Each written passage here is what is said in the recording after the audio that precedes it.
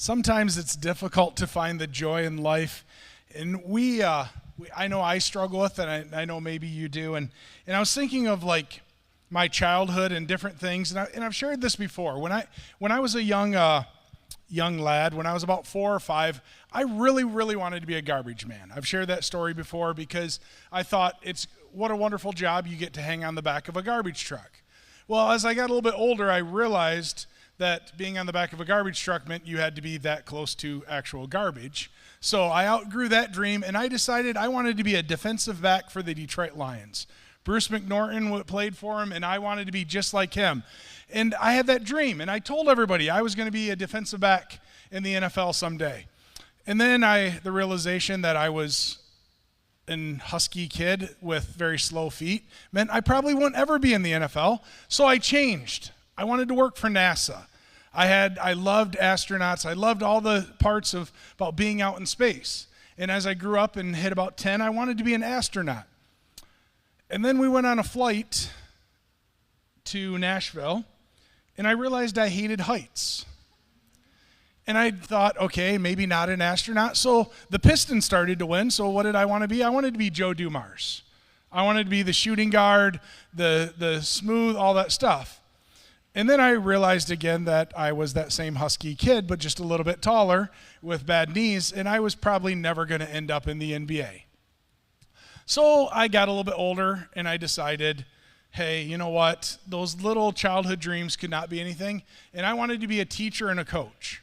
I wanted to be that guy that invested. I found that picture, and I just loved that. Like that's what all my coaches wore back in the day, right, Dave? Right? Those short.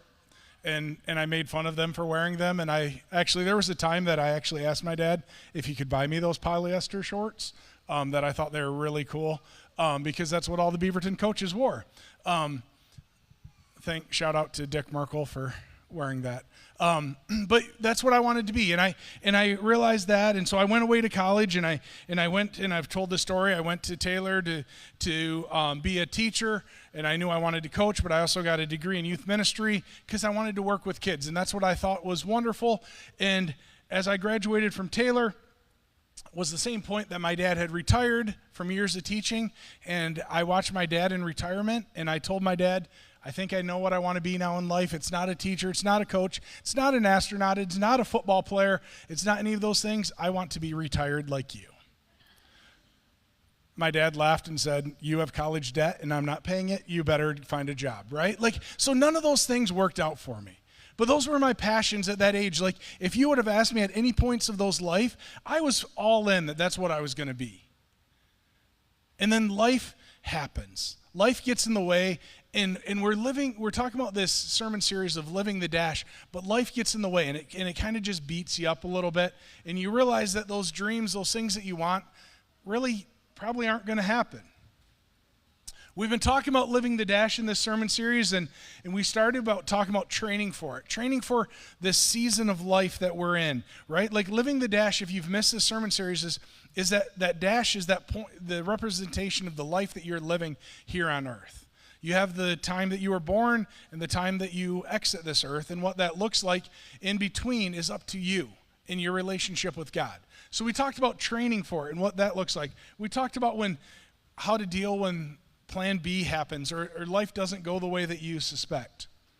We talked about dealing last week with the anxiety and the depression and the mental health part that stops us, that paralyzes us from truly living the dash. And as we've talked about all those things, I was excited to get to this week because this week we're going to talk about embracing the dash and truly finding joy and embracing living a life that Christ has called us to be, and just truly living in and leaning into what you want and your desires and who that is and managing all of that stuff. But embracing those moments that are difficult and saying, hey, God, you're here with me. I know that. Embracing those seasons of life that normally would just beat you up and go, hey, I'm excited. I'm happy to walk through this because I know that God is going to walk with me, and on the other end, it's going to be something great. So today we're going to spend some time in Luke 4, 1 through 13. So if you have your Bible, you want to turn to that, or it'll be up on the screen. Either way, but we're going to spend some time in this. This is one of those stories that maybe you've heard before, and it's a great story in Luke because it can be translated for multiple different aspects of life. But to give you a little context of what's going on before we dive into this, is this comes right after Jesus was baptized. So Jesus had grown up, he was baptized, and his baptism symbolized the beginning of his public ministry. So he just had this great moment, this whatever you want to call spiritual high moment where everything's going well. So I attribute to that to maybe you went away to like camp as a kid, or you've went on the Princess Warrior retreat and you came back on fire. Sorry, I'm not really knocking it. I know, Ashley, you've said it's a wonderful retreat. I'm just really looking forward to everybody coming back as Xena Princess Warrior. But maybe you went away on a retreat like this because it meant a lot to Ashley, and that's what the conversation we had, was she grew so much spiritually over those 2 days. Like maybe you've had those moments where you feel like you're on fire for God, right? Like everything is going well, things are going well, you're spiritual, you're in the Word, and it's easy to be in the Word, and that's where Jesus is coming from at this moment. Things are going so well. He was just baptized, the public ministry starting, things are going great. And then it says, then Jesus, full of the Holy Spirit, right? The Holy Spirit came upon him when he was baptized, and he returned from the Jordan River. He was led by the Spirit into the wilderness, where he was tempted by the devil for 40 days. Jesus ate nothing out all the time and became very hungry. So you got to understand, like he wasn't eating food, and in translations say that he spent these 40 days going through this, not eating physical food, and it talks about it was 40 days is kind of the threshold that we as humans can last without food, right? Without nourishment, by living on just water. Like he was completely empty. And I don't know about you, but when I don't eat for a day or maybe a meal, I get like hangry, right? Like I have all this stuff. Jesus was like beyond hangry. He spent 40 days and he was on this moment where it was so high, but then the cliff fell. And maybe you feel that way sometimes in your spiritual life where you're like, John, everything's going so great, but now I've come back and now life is just feeling like it's beating me up. So Jesus is going through that. Literally 40 days, and the devil is tempting him. He's going through this. And then it starts off, the first one was, then the devil said to him, if you are the Son of God, tell this stone to become a loaf of bread. So it's the first test. It's the first trial that Jesus faced. But Jesus told him, no, the scriptures say, people do not live by bread alone. Then the devil took him up and revealed to him, we'll pause there. People do not live on bread alone. The first part you have to understand, you have these seasons of high and low. And that's where people, when you're really just struggling, that's when you're most vulnerable, right? When the bread is taken away and Satan saying like, hey, it's so easy, right? That's the world telling you. When you're truly living the dash, when you and I are living the dash, the world will tell you it's easier to go a different way. The world will tell you, oh, when things get rough, turn away from God. Where God's saying, no, turn towards me when things get rough. When the world is the opposite of what God is saying is love here. And he's saying, and Satan's telling Jesus in this moment, like, turn that to bread. It's so easy. I know you can do it. And Jesus is saying, no, my hope doesn't come from these things of this world. And yes, I may be able to turn that rock to bread and be happy and be better, but it's going to be a momentary fix. It's not going to sustain me. It's not going to help me be better. It's only going to help in this cliff falling off. I need to make sure that I'm better. I need to work on that. And that's where the first struggle that he faces. The second one then comes, the devil took him up and revealed to him all the kingdoms of the world.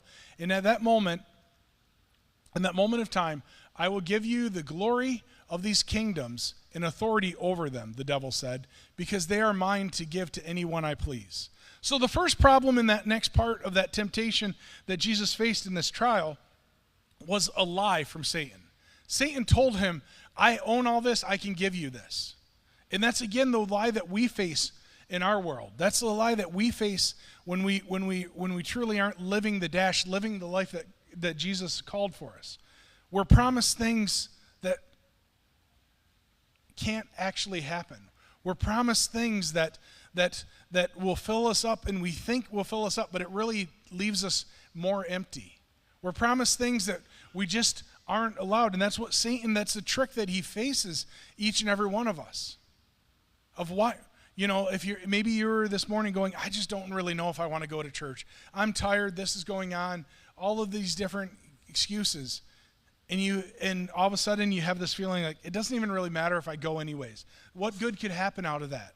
And my hope is that in that moment you talk to God and God goes, no, I have something beautiful for you. I have something wonderful for you. You just need to continue on. You need to reach back to me and lean into that. And so Satan's promising Jesus the entire world. I will give it all to you if you will worship me. And Jesus replied to him, the scriptures say, you must worship the Lord your God and serve only him. Then the devil took him to Jerusalem in the final trial of these 40 days. He took him to Jerusalem to the highest point of the temple and said, if you are the Son of God, jump off, for the scriptures say, he will order his angels to protect and guard you. The part about this that is so crazy is Satan is sitting there and going, hey, test, if you really believe in God, then do this. If you really, right? And like maybe you have the same thing, and maybe people don't even know it, but they're testing your faith. And they're looking at you and they're saying, well, if you really are a Christian, then do this. If you really, if God really loves you, then why did he let that bad thing happen? They're tempting you into that. And if we continue on there, it says, and they will hold you up with their hands, and so you won't even hurt your foot on a stone. But Jesus replied to him, the scriptures also say, you must not test the Lord your God. When the devil had finished tempting Jesus, he left him. And this is the part that really hit me so hard. And I want you to see the ending of this. When the devil had finished tempting him, when that trial ended, he left him until the next opportunity came. You need to understand the things that you're facing, the things that just seem unimaginable. When you get done with it, Jesus recovered. Jesus, after the 40 days ate, he recovered. He brought himself back up because he knew that something else was going to happen. That the testing, the moment, the things, the bad were going to happen. He was prepared for them. So when I take kids on a mission trip, it's one of my experiences that I love doing, or taking adults or taking people away for a spiritual retreat, and we grow in the Lord, and we have this great weekend, and we talk about all the wonderful things, and they're on fire, and everything's are going well, and their faith is stronger than it's ever been. And I warn them before they leave. I always say, listen, things are going to get tough over the next couple days. Things are going to fall apart. You're going to have struggle. You're going to go away and to a camp. You're going to go away to different things, and things are going to go great. But you're going to come back, and you have to be prepared that things are going to fall apart, because we live in a fallen world. It's just the way that it works. And you have to be prepared for the next time it comes after that. And when the seasons are good, the best thing you can do is enjoy it and lean into it. And when the things kind of fall apart, you have to lean harder on God and to understand and to walk through it. Because your life is a testimony to who Jesus is. My life is a testimony to who Jesus is. People that see us as Christians sometimes don't understand. People are walking around lost and hurting. And that's why we planted this church. That's why we continue to grow. And that's why we continue to lean into that. But you have to understand, you individually. Yes, a lot of times for me, I'm up here, and a lot of you know the aspects of being a pastor and different stuff that I've shared with you. But for you and your faith, you are a testimony to how you react, how you act, how you do stuff, how you behave is a testimony to who Jesus is. And people are watching you and seeing that, and other Christians are watching you and learning and trying to be better. And that's how God made us to. So my question for you, as we're trying to truly live the dash, is if somebody made a movie about your life, what would they say? I've been really enthralled lately. It's kind of something that, I don't know, maybe Jamie secretly makes fun of me, but I've been really leaning into like documentaries and series on people's lives. I love watching like different people, and I've went through different ones that are good and bad. And I was going on like a kick for a while of watching really, really ones that weren't a lot of fun, about like Christians that fell from their faith and made a bunch of dumb mistakes. And it was like super depressing. So I asked somebody this week, I'm like, give me a series or a documentary on somebody that is positive. And I stumbled across one this week even, about the lead singer of Casting Crowns and the things that he did. And I love watching those. And I love watching a documentary about somebody that lived their faith and lived their life. And it was ironic, and it's, weird to see these things, right? Like, what would people say if they made a story about you? What would that look like? What would those seasons, like every good movie about or documentary about a famous person really has the highs and the lows. And the question is, how much time do they spend in the lows and how much time do they spend in the high part?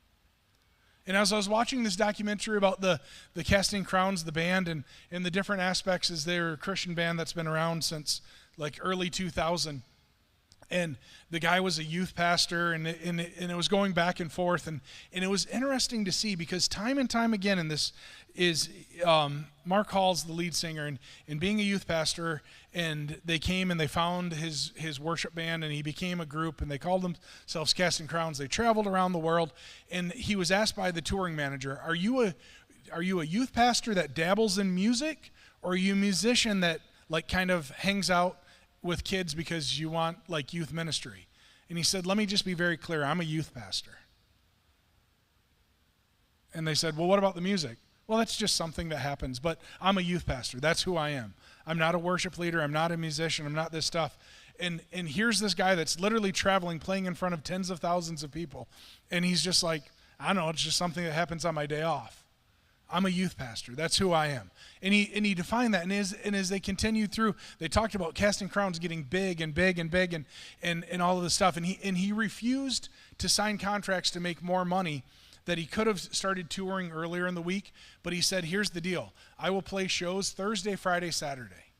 But I need to be at church Wednesday night. So the tour bus was waiting outside of the church Wednesday night for him and the band to get on. And he would go play a show Thursday, Friday, Saturday. And oftentimes the tour bus would get back even early Sunday morning, and he would walk straight off the tour bus straight into the church to do his duties as a youth pastor. And he said, beyond anything, and the tour manager was like, I'm struggling. I'm trying to find places that we can get to and still get back to Atlanta in time for you to be a youth pastor. And he talks about the struggles. And then it came one time in this documentary that really just hit me.